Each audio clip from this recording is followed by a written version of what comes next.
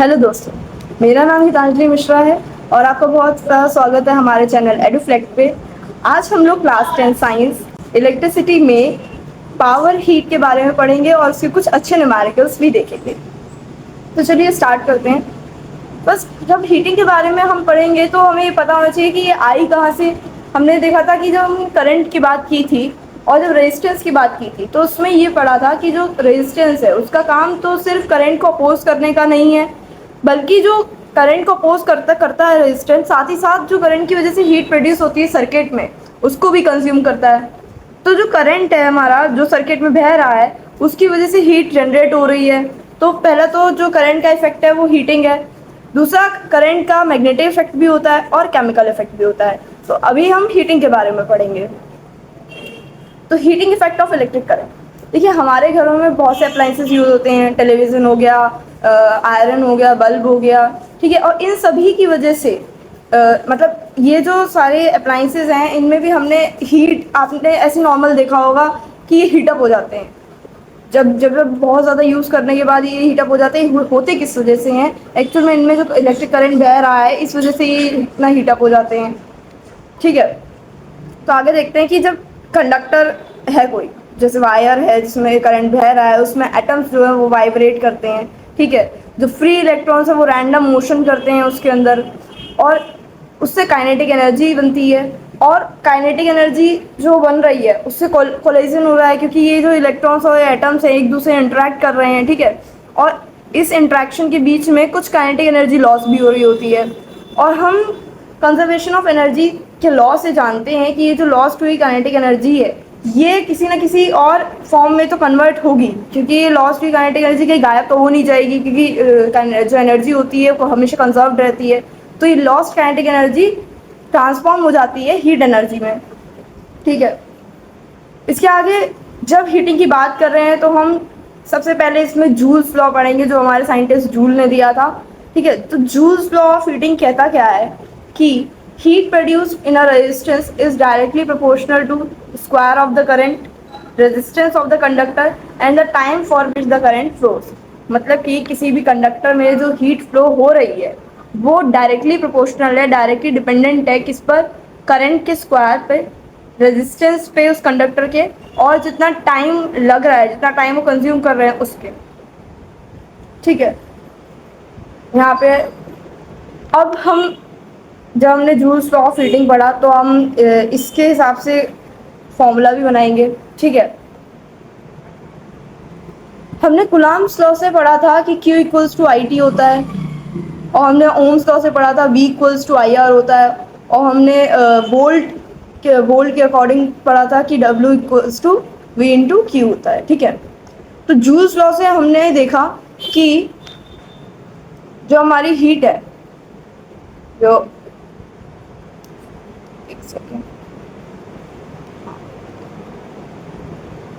जो हमारी हीट किसी वायर में जनरेट हुई है वो डायरेक्टली प्रोपोर्शनल है करंट के स्क्वायर के, ठीक है।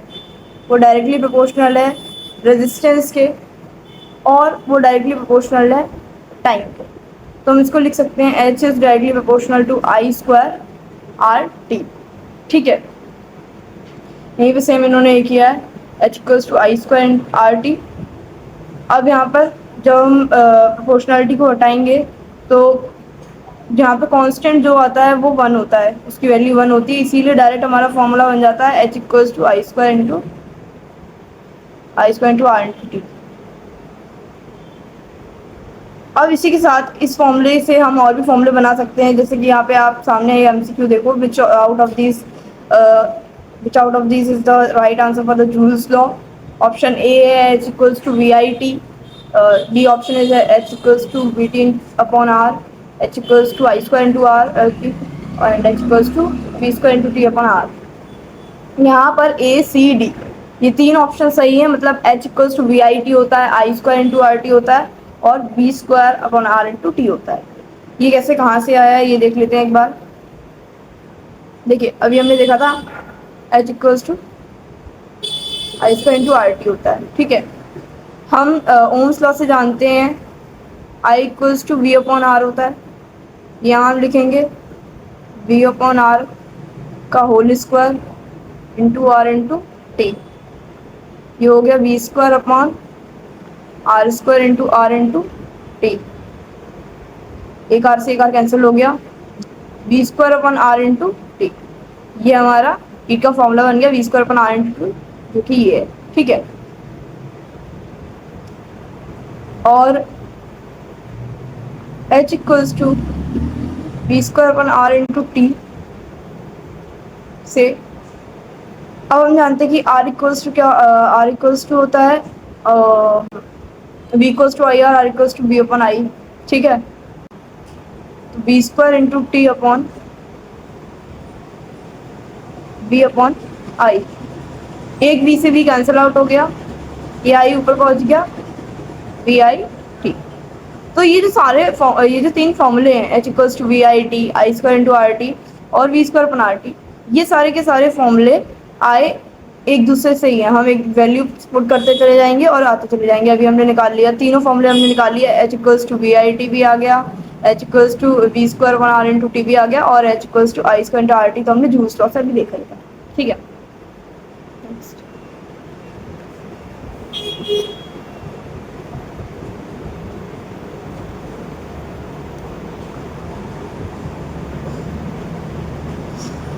आगे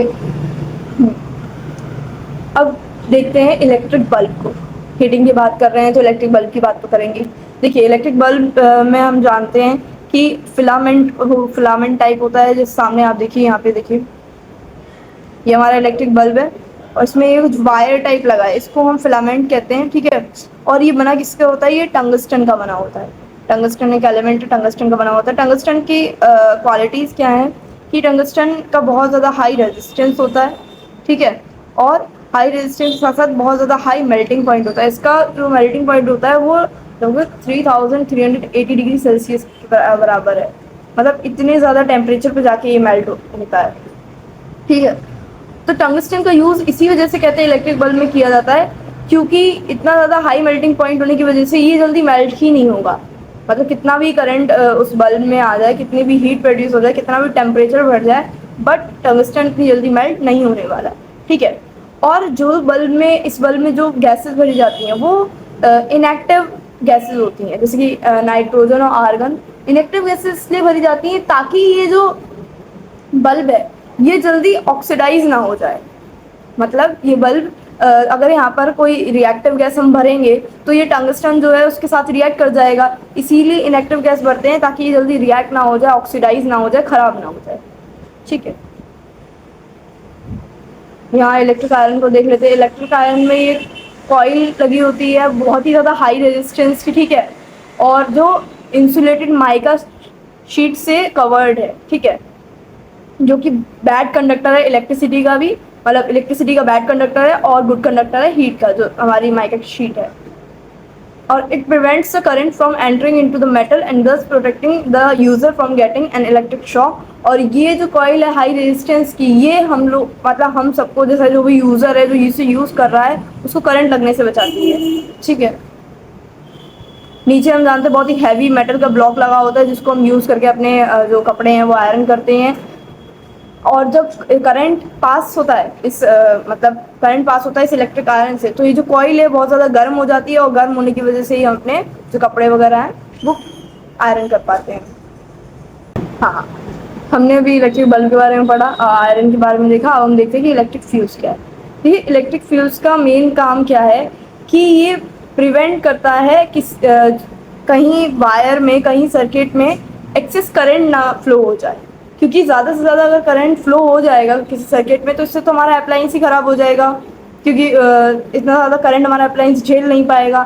इसी वजह से हम फ्यूज़ का यूज़ करते हैं, ताकि कभी ज़्यादा करंट कहते हैं अगर फ्लो हो जाए सर्किट में तो फ्यूज़ खुद ही मेल्ट हो जाता है। अब क्यों मेल्ट हो जाता है? क्योंकि फ्यूज़ में यूज़ होते हैं लेड और टिन जैसे एलिमेंट, और लेड और टिन के बहुत ही ज़्यादा लो मेल्टिंग पॉइंट होता है। मतलब बहुत ज़्यादा लो मेल्टिंग पॉइंट होता है। अगर उसे हल्का सा ज़्यादा टेम्परेचर मिला या फिर ज़्यादा हीट मिली तो वो तुरंत मेल्ट हो जाएगा, और अगर वो मेल्ट हो जाएगा तो इससे सर्किट भी इससे ब्रेक हो जाएगा, और सर्किट ब्रेक होने की वजह से करंट फ्लो ही नहीं कर पाएगा, और करंट जब फ्लो नहीं कर पाएगा तो हमारा इलेक्ट्रिक अप्लायंस ही नहीं ख़राब होगा। तो इसीलिए हम इलेक्ट्रिक फ्यूज़ का यूज़ करते हैं।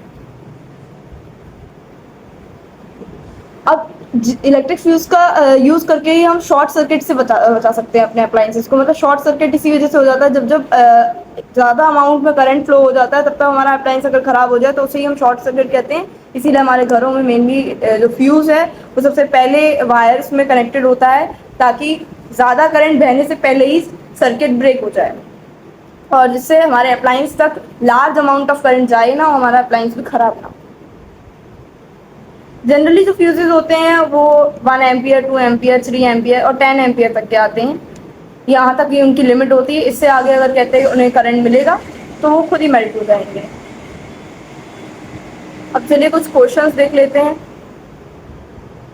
Why are coils of electric toasters and electric irons made of an alloy rather than a pure metal?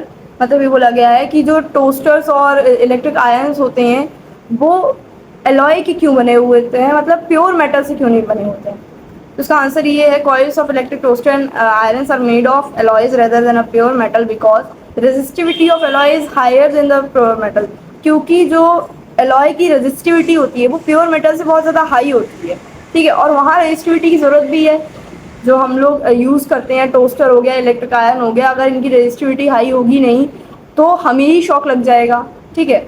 And alloys have higher melting point and so they don't melt easily. और alloys का high melting point होता है pure metal के comparison में। तो इससे क्या होता है कि वो मेल्ट नहीं होंगे जल्दी। मेल्ट नहीं होंगे तो ऑफकोर्स ख़राब नहीं होंगे। अगर प्योर मेटल को हम यूज़ करेंगे तो वो अगर इतनी जल्दी मेल्ट हो गया तो हम हमारे अप्लायंस को यूज़ कैसे कर पाएंगे, ठीक है। Alloys do not oxidize at high temperature and thus can be red hot. अब जो एलॉयज हैं वो ऑक्सीडाइज नहीं होते हैं बहुत जल्दी, उनकी रेजिस्टिविटी हाई है, उनका मेल्टिंग पॉइंट हाई है और प्लस में वो जल्दी ऑक्सीडाइज नहीं होते हैं हाई टेम्परेचर पे। अब जैसे इलेक्ट्रिक टोस्टर और इलेक्ट्रिक आयरन जैसी चीज़ें हैं, ये तो इनका हम यूज़ ही हीट की वजह से करते हैं। आयरन का यूज़ ही इसी वजह से होता है क्योंकि उसमें हीट प्रोड्यूस होती है और वो हीट हम यूज़ कर रहे हैं, ठीक है। टोस्टर वगैरह का यूज़ इसलिए होता है, उसमें हीट कहते हैं हम यूज़ कर रहे हैं। तो अगर ये ऑक्सीडाइज हो जाएंगे तो ये इतनी जल्दी ख़राब हो जाएंगे, इसीलिए एलॉय जो है वो जल्दी ऑक्सीडाइज नहीं होते हाई टेम्परेचर पे, और जो प्योर मेटल है वो जल्दी ऑक्सीडाइज हो जाते हैं। तो ये कुछ फैक्टर्स हैं, रेजिस्टिविटी, हायर मेल्टिंग पॉइंट और ऑक्सीडेशन, जिसकी वजह से हम एलॉय का यूज़ करते हैं और प्योर मेटल का यूज़ नहीं करते। Why does the core of an electric heater don't glow while the heating element does? अब हमारे इलेक्ट्रिक हीटर में जो हीटिंग एलिमेंट लगा होता है वो तो ग्लो करता है, पर उसके पीछे जो कोड लगी है वो ग्लो नहीं करती। ऐसा क्यों है? तो इसका रीज़न है, the heating element is made of alloy which has very high resistance. देखिए, जो हीटिंग एलिमेंट है वो एलॉय का बना हुआ है और उसका बहुत ज़्यादा रेजिस्टेंस है। So when current flows through the element, तो जब एलिमेंट से करंट फ्लो करता है तो it becomes very hot and glows. अब हाई रेजिस्टेंस की वजह से बहुत ज़्यादा गर्म हो जाता है, ठीक है, और इसी वजह से वो ग्लो करने लग जाता है। वहीं अगर हम कोड की बात करें तो वो ये नॉर्मल कॉपर जैसे मटेरियल से बनी हुई है जिसका रेजिस्टेंस हाई नहीं है, बहुत लो है। कॉपर का तो रेजिस्टेंस बहुत लो होता है, इसीलिए हम वायर वगैरह में यूज़ करते हैं उसको, ठीक है। तो कोड जो है वो कॉपर की बनी हुई है, दस फॉर द सेम करंट, और इसीलिए जब उससे करंट कहते बहता है तो ना तो वो इतनी हॉट होती है और जब हॉट नहीं होती तो इतनी ज़्यादा ग्लो ही नहीं करती है, ठीक है। तो ये तो हमारे दो क्वेश्चन थे ऐसी थ्योरी बेस्ड। अब हम करेंगे न्यूमेरिकल्स, जो हमने फॉर्मूले देखे, W equals to I square are T, W equals to we square upon are into T और W equals to we I T. अब हम यहाँ से हम पावर के फॉर्मूले भी बना सकते हैं। हम जानते हैं power equals to work done upon time होता है, मतलब जो हीट है, जो एनर्जी है, अपॉन टाइम। तो जब P इक्वल्स टू हम i square are t upon t लिखेंगे तो T से T कैंसिल आउट हो जाएगा, तो P equals to I square. Same जब हम लिखेंगे, एक बार बना लेते हैं फॉर्मूले, देखिए हम जानते हैं H equals to I square upon r t और वी आई टी और we square upon are into T होता है, ठीक है। तो जब हम P equals to heat upon time या कह लो वर्क डन अपॉन टाइम रखेंगे तो i square upon r t upon t, t से भी कैंसिल आउट, तो P इक्वल्स टू आया आई स्क्वायर, ठीक है। जब हम P equals to we I T upon T रखेंगे तो आया वी आई, ठीक है।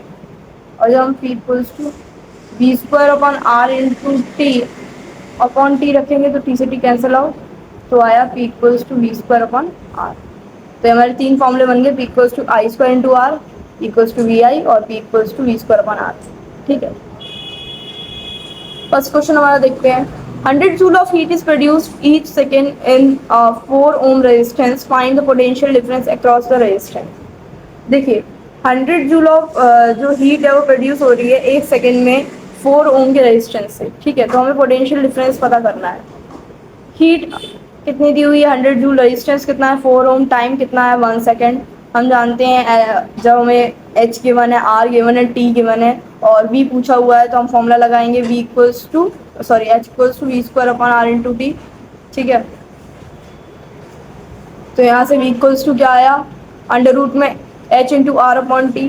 H की वैल्यू है 100 into R is 4 upon T is 1, तो अंडर रूट में 400 किसका स्क्वायर रूट है, किसका स्क्वायर है 20 का। ठीक है, तो V इक्वल्स टू 20 वोल्ट आ गया। तो पोटेंशियल डिफरेंस यहाँ पे हमारा आ गया 20 वोल्ट।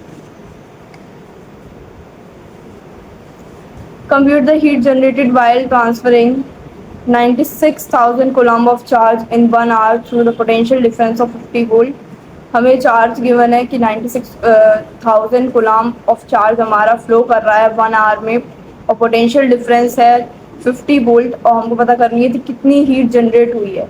तो V equals to 50 volt given है, time equals to 1 hour, 1 hour को हम सेकेंड में चेंज करेंगे 60 इंटू 60। ठीक है, और चार्ज की वैल्यू हमें गिवन है 96,000 कूलम्ब।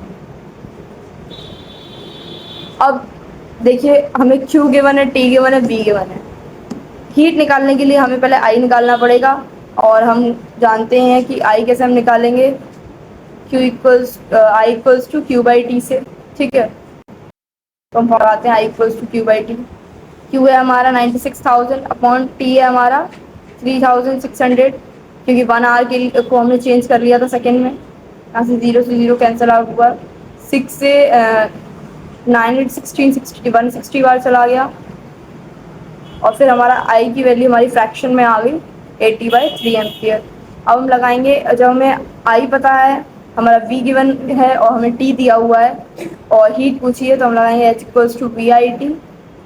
V की वैल्यू 50 इंटू I की वैल्यू 80/3 और टाइम हमारा है 3600। इसको सॉल्व करके हमारी हीट आई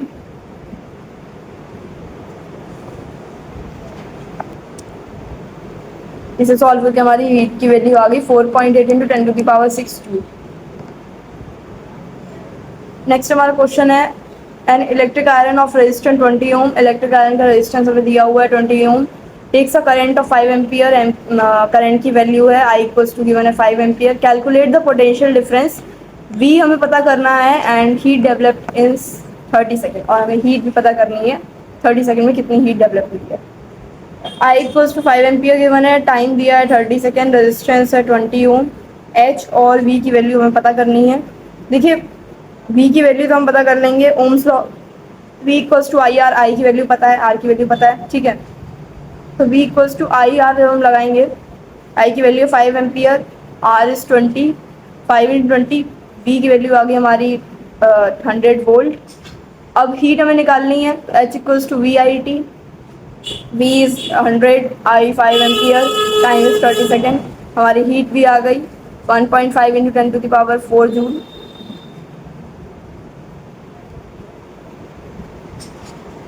नेक्स्ट हमारा क्वेश्चन है, an electric iron consumes energy at rate of 840 watt when heating is at maximum rate and 360 watt when the heating is at minimum. The voltage is 220 volt, what is the current in each case. अब हमें ये दिया हुआ है कि एक electric iron है, उसमें मैक्सिमम हमें पावर गिवन है 840 और हमें मिनिमम पावर गिवन है 360 और हमें सोर्स दिया हुआ है वो मतलब बैटरी का सोर्स की वैल्यू हमें गिवन है, मतलब पोटेंशियल डिफरेंस हमें दिया हुआ है 220 वोल्ट। अब हमें दोनों केसेस में करंट निकालना है, तो हम निकाल लेंगे। हमारे पास फॉर्मूला है P इक्वल्स टू वी आई, उससे हम निकालेंगे। P मैक्स गिवन है 840 वॉट, P मिनिमम गिवन है हमें 360 वॉट और पोटेंशियल डिफरेंस की वैल्यू है 220 वोल्ट। I मैक्स और I मिनिमम हमें निकालना है। ठीक है, तो P इक्वल्स टू वी आई लगाएंगे पहले हम मैक्सिमम के लिए निकाल ले रहे, ठीक है। तो P maximum equals to V into I maximum. I maximum के लिए P अपॉन V, तो 840 अपॉन 220। इसको सॉल्व करने पे हमारा आई मैक्स आया 42/11, जिसको हम सॉल्व करेंगे तो 3.82 एम्पियर। नेक्स्ट मिनिमम के लिए हम निकालते हैं, तो आई मिनिमम के लिए हम क्या करेंगे, P अपॉन V फिर से करेंगे 360 अपॉन 220। इसको सॉल्व करने पर हमारा करंट कितना आया 1.64 एम्पियर, ठीक है। अब हम क्या करेंगे,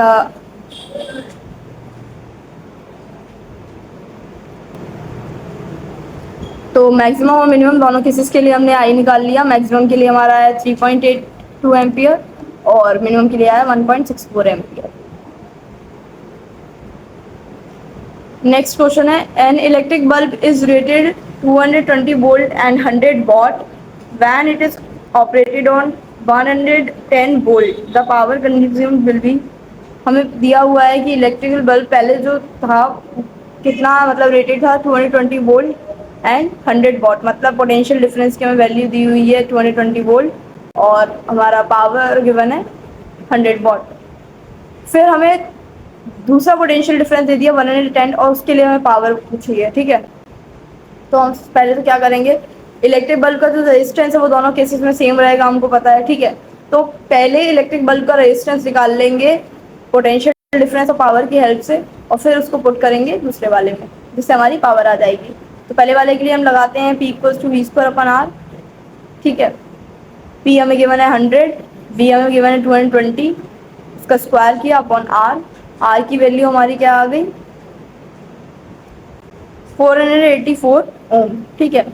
अब हम निकालेंगे 110 वोल्ट के लिए कितनी पावर कंज्यूम हुई है, फिर लगाएंगे P equals to V square upon R। इस बार हमें V की वैल्यू पता है, R की वैल्यू हमने अभी निकाली है और P हम पता कर लेंगे। तो 110 का स्क्वायर अपॉन 484, इसको सॉल्व करने पर हमारी P की वैल्यू आ गई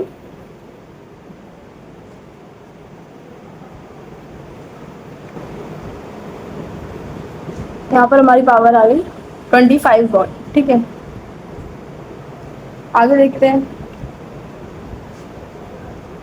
क्या दिया हुआ है, an electric bulb is connected to 220 volt generator and the current is 0.5 ampere, what is the power of the bulb. हमें सीधे सीधा पोटेंशियल डिफरेंस की वैल्यू दी हुई है, ठीक है, और हमें करंट की वैल्यू दी हुई है, पावर पूछी है। हमें पता है कि फॉर्मूला हम जानते हैं पावर का, करंट और पोटेंशियल डिफरेंस में फॉर्मूला क्या होता है, P इक्वल्स टू VI, ठीक है।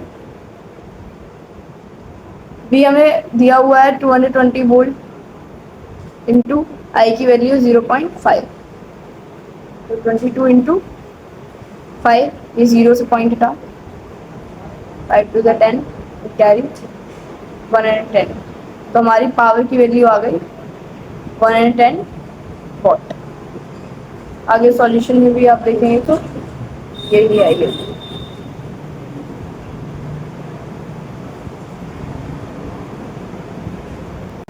Yes, 110 volt. Next, an electric heater of resistance 8 ampere draws 15. An electric heater of resistance 8 ohm draws 50 ampere from the service main for 2 hours. Calculate the rate at which the heat is developed in the heater. अब हमें ये पता करना है कितनी rate से heat develop हो रही है। तो हीट कितनी रेट से डेवलप हो रही है, एक्चुअल में हमें निकालना क्या है, पावर। पावर ही तो है जो कहते हैं पता करती है कि हीट कितने रेट पे चल रही है, ठीक है। तो रेजिस्टेंस की वैल्यू हमें 8 ओम गिवन है, करंट हमें पता है 50 एम्पियर और टाइम हमें दिया हुआ है 2 आवर्स। पर पावर के लिए हमें टाइम की ज़रूरत ही नहीं है क्योंकि पावर के फॉर्मूले में टाइम का, तीनों फॉर्मूले में टाइम कहीं नहीं आता है। P equals to I square into R हम लगाएंगे, ठीक है। आई स्क्वायर मतलब 8 का स्क्वायर इंटू 15 मतलब 64 इंटू 15, इसका मल्टीप्लाई कर ले रहे,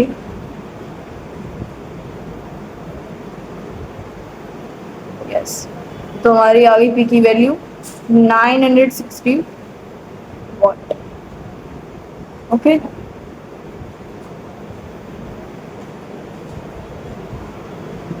तो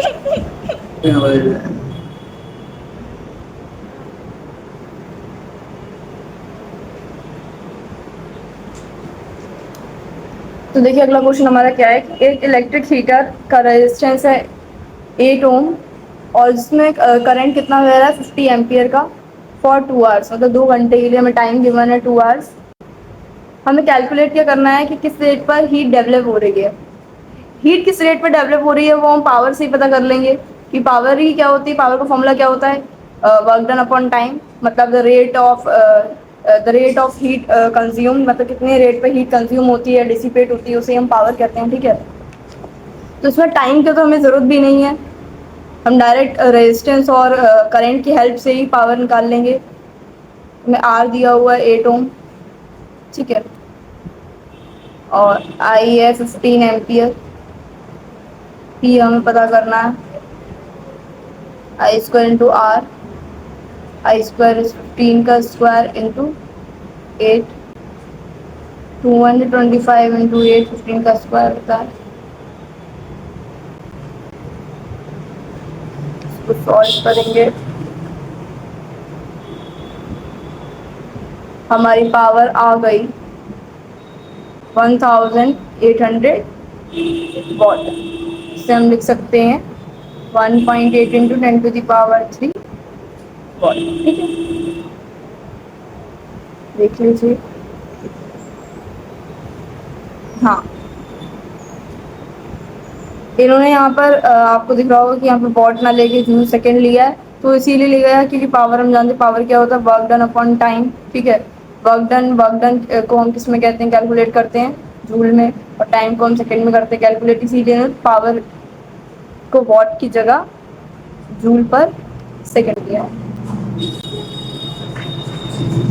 Next, two lamps, one rated 100 watt at 220 volt and the other is 60 watt at 220 volt are connected in parallel to electric main supply। मतलब कि दो लैंप हैं, हमें दिया हुआ है कि वो कितने कितने पावर पे चल रही हैं, 100 वॉट और 60 वॉट के पावर पे वो चल रही हैं। ठीक है, और वोल्ट पोटेंशियल डिफरेंस हमें दिया हुआ है 220 वोल्ट, पैरेलल में वो कनेक्टेड है, तो बताइए कितना करंट उनसे बह रहा होगा। अब इसमें दो तरीके से कर सकते हैं। पहली लैम्प के लिए हम कहते हैं आई की वैल्यू निकालें, दूसरी लैम्प के लिए हम आई की वैल्यू निकालें और उसे ऐड कर दें, या हम ऐसा करें कि पहली लैम्प के लिए आर निकालें, दूसरी लैम्प के लिए आर निकालें, उसके बाद पैरेलल में कनेक्टेड टोटल हमारा इफेक्टिव हम आर निकालें पैरेलल में, जैसे हम कैलकुलेट करते हैं, उसके बाद हम ओम्स लॉ लगा के V=IR करें। तो इससे अच्छा है कि दोनों लैम्प के लिए करंट निकालें अलग अलग और टोटल करंट हमें पता चल जाएगा। ये ऐसे समझ सकते हैं सर्किट है। ठीक है, ये हमारी लैंप 1 है, ठीक है, लैंप 2 है, काम तो रेजिस्टेंस का ही कर रही हैं यहाँ पर। ठीक है, और ये कनेक्टेड है हमारी बैटरी से जो कि है 220 वोल्ट। ठीक है, यहाँ से करंट टोटल जा रहा होगा आई, जो यहाँ पैरेलल में बढ़ जा रहा होगा I1 और I2 में। I1, अब देखो लैम्प 1 के लिए हमें पता है P1 हमारा दिया हुआ है 100 वॉट, ठीक है, और B की वैल्यू है 220 वोल्ट। लैम्प 2 के लिए हमें P2 दिया हुआ है 60 वॉट और पोटेंशियल डिफरेंस है हमारा 220 वोल्ट। अब P1 और V का यूज़ करके हम I1 निकाल लेंगे, P2 और V का यूज़ करके हम I2 निकाल लेंगे, और फिर टोटल करंट के लिए हम क्या करेंगे, I=I1 प्लस I2। तो पहले तो हम I1 I2 निकालते हैं। P1=V इंटू I1, I1 बराबर क्या आया, P1 अपॉन V, P1 है 100 अपॉन V इज 220, 0 से 0 कट कर दिया, 5/11 एम्पियर। ठीक है, P2=V इंटू I2, तो I2 बराबर क्या आया, P2 अपॉन V, P2 है हमारा 60 और पोटेंशियल डिफरेंस 220, 0 से 0 गया, ये 3/11, ये I2 हमारा आया 3/11 एम्पियर। तो I1 I2 की वैल्यू पता चल गई है, तो हमारा टोटल हम आई निकाल लेंगे, I1 प्लस I2 दोनों को जोड़ के 5/11 प्लस 3/11, टोटल हमारा आ गया 8/11। तो अब हमारी आई की वैल्यू क्या आई, 8/11 एम्पियर। इसको हम ऐसे फ्रैक्शन में रहने देते हैं।